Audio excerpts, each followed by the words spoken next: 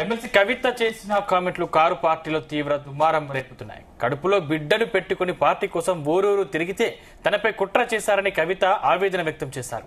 బీజేపీలో బీఆర్ఎస్ పార్టీని విలీనం చేసేందుకు ప్రయత్నించారని ఆరోపించారు. పార్టీని నడిపించడం చేత కాదు కానీ తన మీద కుట్ర చేస్తున్నారని పరోక్షంగా కేటీఆర్ పై సంచలన ఆరోపణలు చేశారు. తన మీద జైల్లో ఉన్నప్పుడే కుట్ర జరిగిందని చెప్పుకొచ్చారు. లీకు వీరులను బయట పెట్టమంటే గ్రీకు వీరులు తన మీద దండెత్తారని ధ్వజమెత్తారు.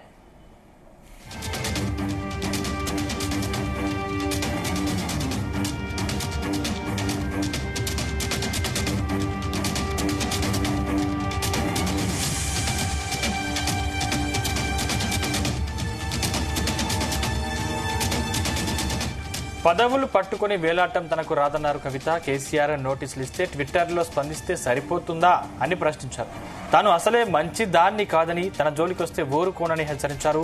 Party working president KTR target గానే కవిత ఆరోపణలు చేసినట్లు కనిపిస్తుండటంతో గులాబీ క్యాడర్ పరేషాన్ అవుతుంది. కవిత కామెంట్లపై ఎలా స్పందించాలో తెలియక బీఆర్ఎస్ నేతలు అయోమయంలో ఉన్నారని తెలుస్తోంది.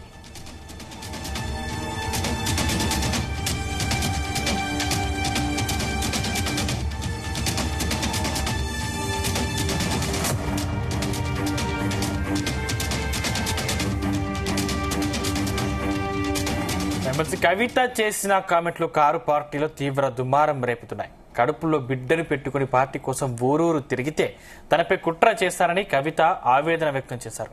రైట్, ఇదే అంశానికి సంబంధించిన మరింత పూర్తి సమాచారం మా ప్రతినిధి చీఫ్ న్యూస్ కోఆర్డినేషన్ రాధాకృష్ణ అందిస్తారు. రాధాకృష్ణ,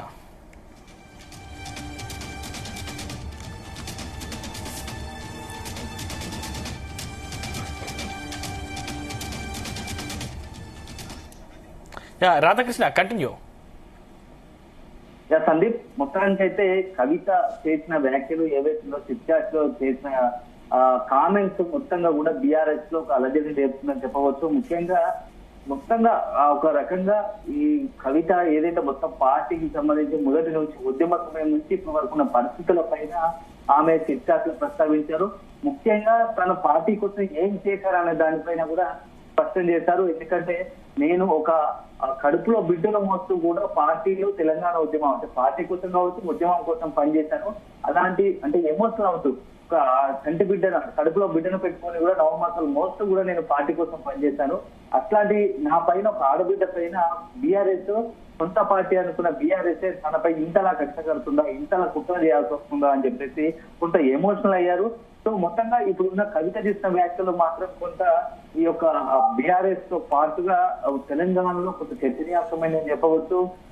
ఏదైతే బీఆర్ఎస్ బీజేపీ మొత్తంగా పార్టీని విలీనం చేయాలనే అంశం పైన కూడా కవిత స్పందించారు. సో కవిత మొత్తంగా కూడా చేసిన వ్యాఖ్యలు బీఆర్ఎస్ లో పెద్ద ప్రకంపనలు సృష్టిస్తున్నాయి. ఎందుకంటే ఇన్ని రోజులు బయట ఒక చర్చ జరుగుతూ వచ్చింది, బీజేపీ బీఆర్ఎస్ ఒక్కటే అని చెప్పేసి కొన్ని వర్గాల్లో కావచ్చు, ఇటు మీడియా విశ్లేషణ కావచ్చు, అదే సందర్భంలో కాంగ్రెస్. సో వీటన్నిటికి కూడా ఇప్పుడు ఒక బీఆర్ఎస్ నుంచి ఒక ఖచ్చితంగా సమాధానం చెప్పుకోవాల్సిన పరిస్థితి వచ్చింది. సాక్షాత్తు కేసీఆర్ కూతురు, అందులో బీఆర్ఎస్ ఎమ్మెల్సీగా ఉంటున్నటువంటి కవితనే బీజేపీతో టైఅప్ అయి బీఆర్ఎస్ బీజేపీలో విలీనం చేయాలనుకుంటున్నారని చెప్పేసి సెన్సేషనల్ కామెంట్ చేశారు. సో ఈ రకంగా బీజేపీకి సంబంధించినటువంటి అంశంలో బీఆర్ఎస్ కొంత ఇప్పుడు అంతర్మతంలో పడ్డట్టుగా తెలుస్తోంది. బీఆర్ఎస్ క్యాడర్ కూడా ఒక అంటే గందరగోళంలో ఒక డైలమాలో పడ్డట్టుగా తెలుస్తోంది. ఏం చేయాలి, ఎలా స్పందించాలి? వారం 10 రోజులుగా ఈ కవితకు సంబంధించిన అంశం పైన నేతలకు కావచ్చు, పార్టీ క్యాడర్ కావచ్చు, ఏం బయటకు వస్తే మీడియాతో మాట్లాడలేని పరిస్థితి, ఏం మాట్లాడదాం, పార్టీకి సంబంధించి ఏ రకంగా సందేశం పోతుందని చెప్పేసి కొంత భయపడుతూ వచ్చారు. సో ఇప్పుడు వారం రోజుల తర్వాత పరిణామాల తర్వాత కవిత ఏకంగా ఈ రోజు డైరెక్ట్ గానే ఓపెన్ అయిపోయింది. బీఆర్ఎస్ బీజేపీ రెండు కలిసిపోవాలనుకుంటే కలుద్దామని ఇప్పటికి కూడా ప్రయత్నాలు జరుగుతున్నాయని చెప్పేసి ఒక చర్చకు దారితీసింది. సో ఈ మొత్తం కూడా కవిత ప్రస్తావించిన అంశాలు గులాబీ పార్టీలో గుబులు తెస్తున్నాయని చెప్పవచ్చు. ఎన్నిటికి సమాధానం చెప్పుకోవాల్సి వస్తుంది. ఇప్పుడు ఒక రకంగా కేటీఆర్ కు పార్టీ నడిపే అవకాశం లేదు, నడిపే సత్తా లేదని చెప్పేసి కేటీఆర్ లో సంబంధించి టార్గెట్ చేస్తూ మాట్లాడింది. అదే సందర్భంలో బీఆర్ఎస్ బీజేపీతో టైఅప్ చేయడానికి బీజేపీలో విలీనం చేయడానికి ప్రయత్నిస్తున్నారని చెప్పేస్తారు. దీనికి సంబంధించిన సమాధానం చెప్పుకోవాల్సిన అవసరం ఉంటుంది. మొత్తంగా పార్టీలు 25 సంవత్సరాలు అవుతుంది పార్టీ ఏర్పడి. సో రజతోత్సవ సభలు చేసుకుంటున్నాం సరే, కానీ పార్టీలో మొదటి నుంచి ఉన్న వారికి ప్రాధాన్యత ఎక్కడిచ్చారు? మీరు ఎక్కడున్నారు? ఫస్ట్ వారి పరిస్థితి ఏంటి ఒకసారి ఆలోచించారా? నిన్నగాక మొన్న అధికారం కోసం అధికారంలో బీఆర్ఎస్ అధికారంలోకి వచ్చాక కొంతమంది ఒక కూటమి ఏర్పడి వాళ్ళదే పెట్టడము, వాళ్ళకే పదవులు, వాళ్ళదే పార్టీలో మొత్తం కూడా నడుస్తా వస్తుంది.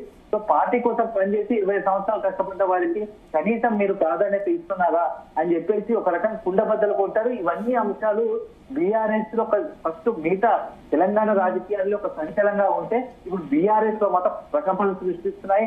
కవిత వ్యాఖ్యల పట్ల మెజార్టీ ఎప్పుడైతే మొదటి నుంచి పార్టీలో ఉన్నారో వాళ్ళందరూ కూడా ఒక రకంగా ఆలోచింపజేస్తున్నాయి.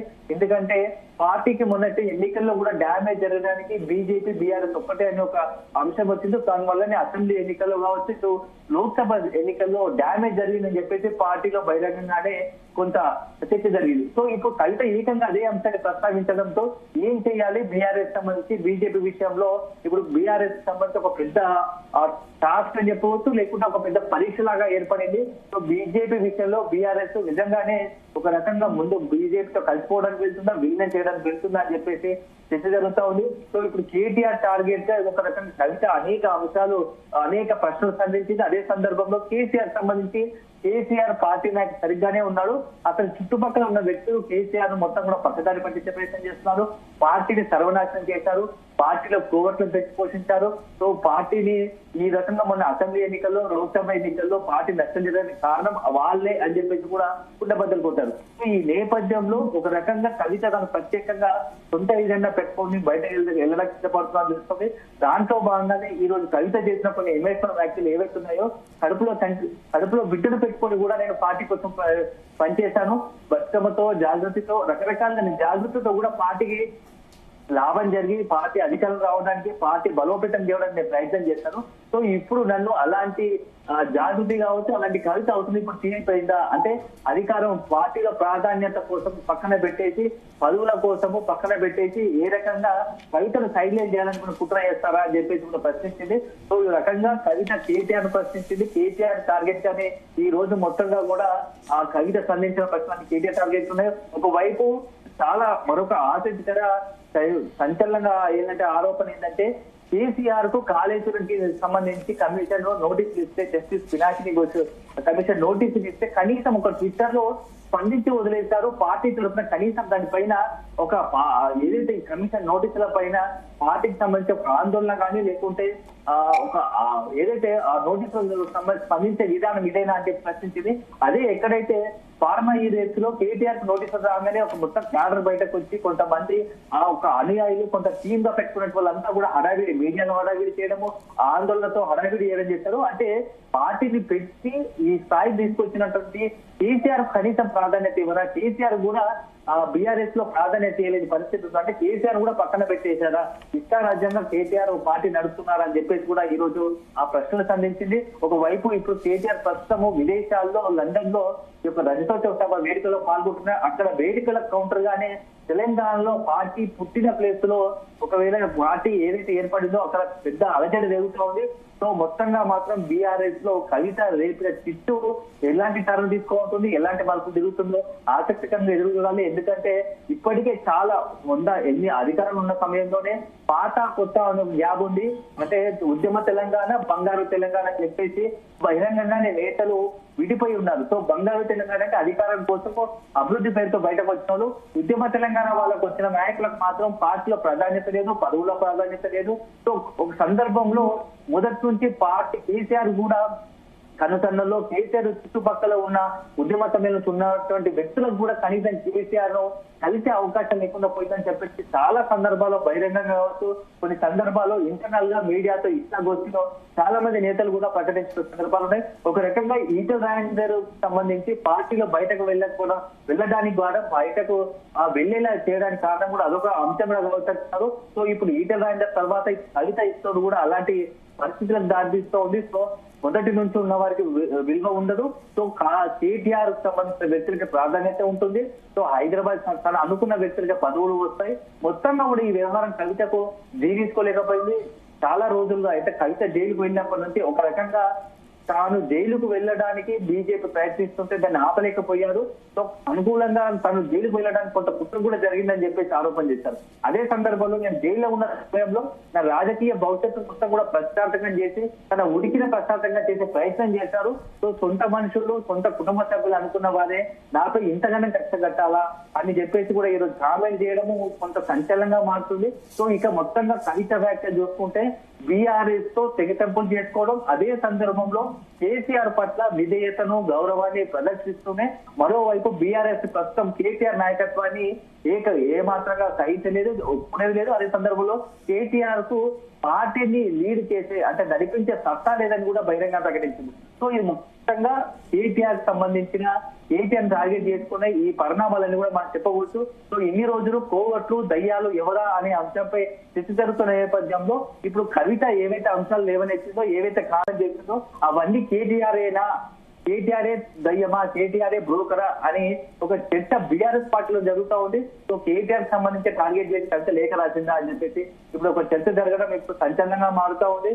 సో మొత్తంగా మాత్రం బీఆర్ఎస్ లో ప్రస్తుత పరిణామాలు ఎలాంటి మలుపులు తిరుగుతాయో ఎదురు చూడాల్సి వస్తుంది. ఎందుకంటే కేసీఆర్ ఫామ్ హౌస్ లో ఉన్నాడు. ఎన్నికల తర్వాత ఎప్పుడైతే మొన్నటి అసెంబ్లీ ఎన్నికల ఓటమి తర్వాత కొంత బీఆర్ఎస్ కు వరుసగా పరిణామాలు ఇబ్బందికరంగా మారాయి.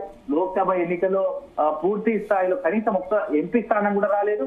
అదే సందర్భంలో కొంతమంది ఎమ్మెల్యేలు పార్టీ మరి కాంగ్రెస్ కు వెళ్లడము, ఈ నేపథ్యంలో కాళేశ్వరం సంబంధించి ఒక ఎపిసోడ్ నోటీసులు, విద్యుత్ అంశంలో నోటీసులు, అదే సందర్భంగా ఫోన్ ట్యాపింగ్ వ్యవహారము, ఇప్పుడు కేటీఆర్ సంబంధించి ఈ ఫార్మర్ రేస్ లో నోటీసులు, ఇలా వరుస పెట్టి ఒకదాని తర్వాత ఒకటి ఆ బీఆర్ఎస్ కు సమస్యలు వస్తున్నాయి. ఈ 4 సమస్యలు వస్తున్న క్రమంలో ఎవరు ఊహించినట్టుగా కవిత అంశము పెద్ద బ్లాస్ట్ లాగా చెప్పవచ్చు.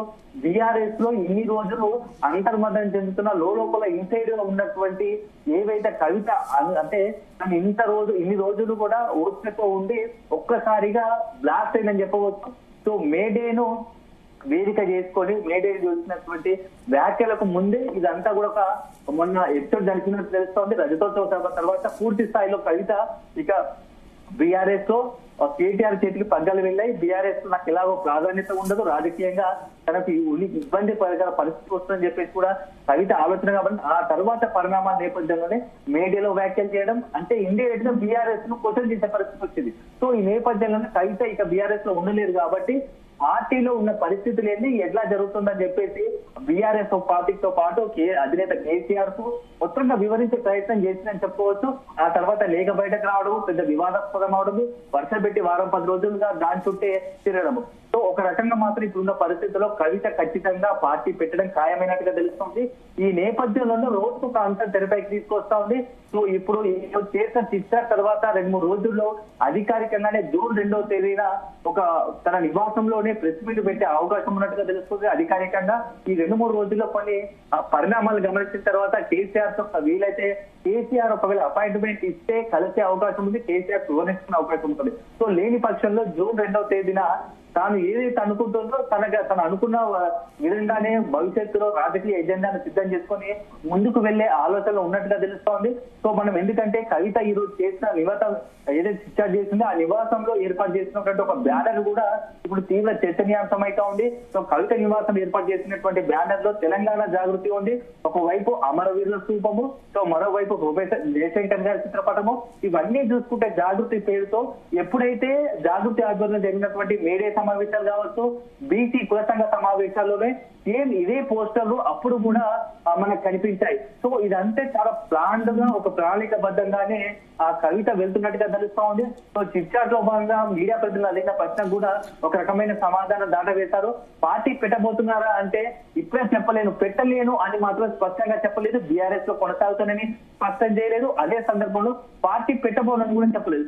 దీంతో ఇవన్నీ సందేహాలు, అనుమానాలు వ్యక్తమవుతున్నాయి. అదే సందర్భంలో ఇప్పుడు బయట జాగృతికి సంబంధించినటువంటి పోస్టరు అదే విధంగా కవిత నివాసాలు ఏర్పాటు చేసిన బ్యానర్ కూడా ఇప్పుడు కవిత కొత్త ఎజెండాతో పార్టీ పెట్టబోతున్నట్టుగా ఒక సందేహాలకు అనుమానాలు వస్తున్నాయి. Sandeep, right, thank you Radhakrishna.